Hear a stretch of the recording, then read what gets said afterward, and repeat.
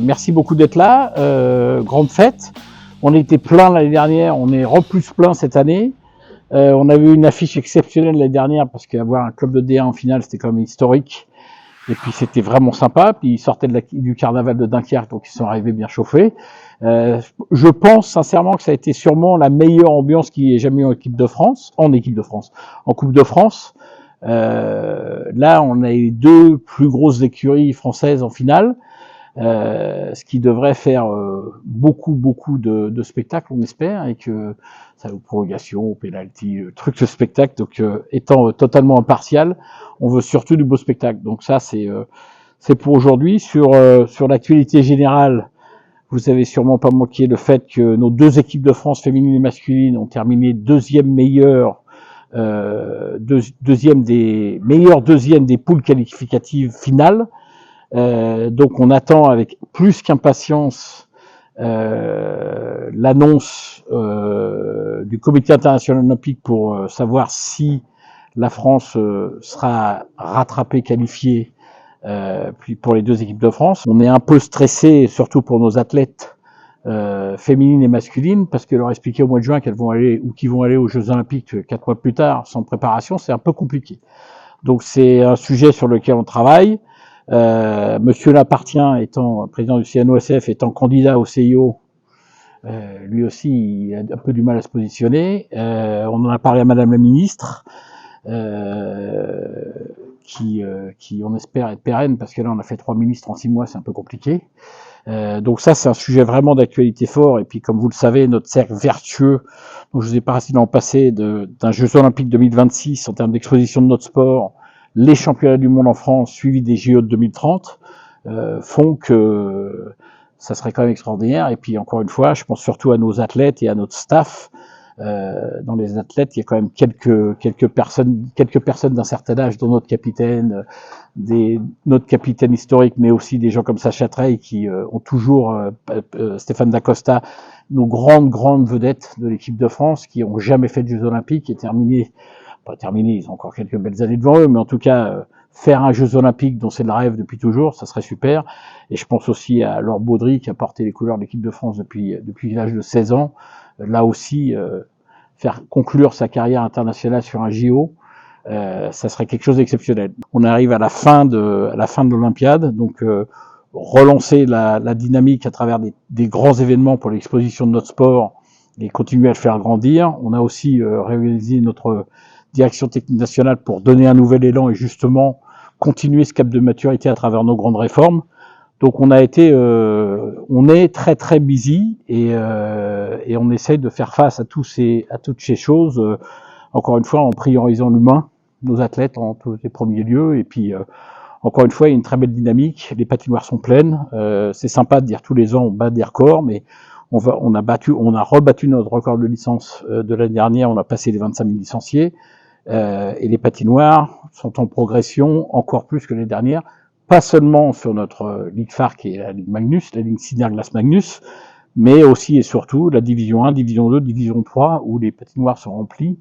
Là où on a vu un sujet qui s'est créé sur l'avenir des patinoires, etc., qu'on soit bien clair, il y a un objectif très arrêté de la fédération, non seulement notre fédération, mais accompagné des sports de glace, sur s'engager dans des équipements vertueux.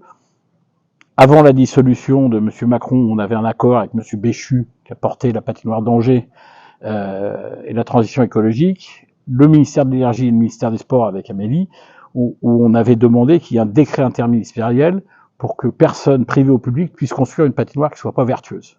Donc il y a 2 patinoires couvertes qui sont vertueuses, pas totalement carbonées, qui sont vertueuses, qui sont Douai et Dreux. Et pour nous, le porte-étendard, puisqu'il n'y a qu'une seule patinoire totalement carbone zéro qui est en Norvège, à Oslo, la patinoire de Chamonix et la patinoire de Nice, qui sera la patinoire pérenne olympique, seront zéro carbone. Donc l'objectif arrêté, c'est que non seulement on continue de travailler sur le parc de patinoires existant et qu'on arrête les envolées lyriques de dire on va fermer les patinoires 2 mois en été parce que comme ça on va faire des économies, vous enlevez la glace, vous la remettez, ça vous coûte plus d'argent, plus d'énergie. Donc il y a un volet communication, mais il y a surtout un volet de travail. On est associé à des experts, on a fait les assises de la glace et on va continuer à travailler là-dessus. pour améliorer les patinoires existantes et pour surtout lancer, alors ça s'appuie, je suis pas technicien, mais ça s'appuie sur la géothermie, c'est très simple, ça marche. Il va y avoir bien sûr des choses de progression comme c'est le cas toujours, mais en tout cas l'objectif arrêté, et c'est le cas aussi de la Fédération internationale, parce qu'il y a les grands pays de hockey qui se posent des questions aussi, et si notre sport ou nos sports de glace général doivent survivre, il faut que ça soit dans des équipements vertueux. Je passerai un message juste rapide pour nos amis de Boulogne qui continuent à se battre pour que leur patinoire survivent. Il y a des élections qui vont arriver, c'est un agenda en haut. Donc nous, fédération, bien sûr, la patinoire fédérale qui a été quand même construite par la fédération à l'époque, où il y a des solutions qui ont été proposées, on continuera de s'activer pour soutenir ce club, même si aujourd'hui il est défunt. Mais effectivement, on pourrait voir avec les élections de 2026 peut-être un retournement de situation. En tout cas, il y a beaucoup de patinoires dans l'Île-de-France pour des raisons d'immobilier, etc., qui se sont fermées. La bonne nouvelle, c'est qu'il y a plein de projets en ce moment qui avancent, et encore une fois, qui vont être des projets vertueux, puisque tout le monde, maintenant, aujourd'hui, on a bien défini un cahier des charges qui dit qu'on ne peut plus construire de patinoires qui ne sont pas vertueuses. Vous avez vu notre stratégie média qui a été une signature qui marche extrêmement bien, et je rends hommage à notre directeur général, M. Rampère, qui a porté le projet avec Sportway. La qualité des images est meilleure, les abonnements sont en développement.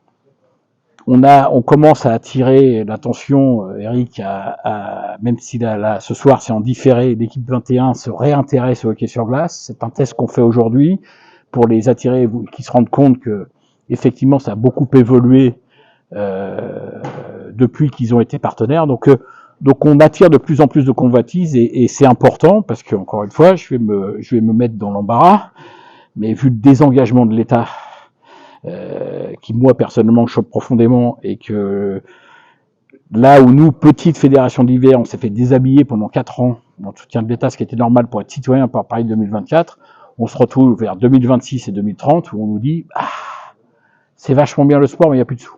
Et les derniers chiffres de Sportway, on peut les donner ou pas? Mais comme il y a de la co-diffusion avec BFM Région et Sport en France, il faut aussi cumuler avec ces diffusions, puisqu'il y a quand même beaucoup de matchs qui sont en gratuit, soit sur les BFM Région, soit sur Sport en France. On est en tout cas au-dessus des prévisions. Au-dessus des prévisions. Il n'y a pas d'ambition maximum. Enfin, par exemple, ce qu'on souhaite l'année prochaine, c'est pratiquement doubler. Mais enfin, il n'y a pas d'ambition maximum sur un sujet comme ça. C'est comme, je sais pas, la Coupe du Monde de football à la télé, ils veulent faire le plus possible. Donc, le modèle marche à partir du moment où il y a un minimum qui finance le système, avec une prise de risque, puisqu'il y a quand même beaucoup de matchs qui sont diffusés en gratuit avec BFM, Région, plus Sport en France. Mais il n'empêche qu'on est à 25% au-delà de nos prévisions.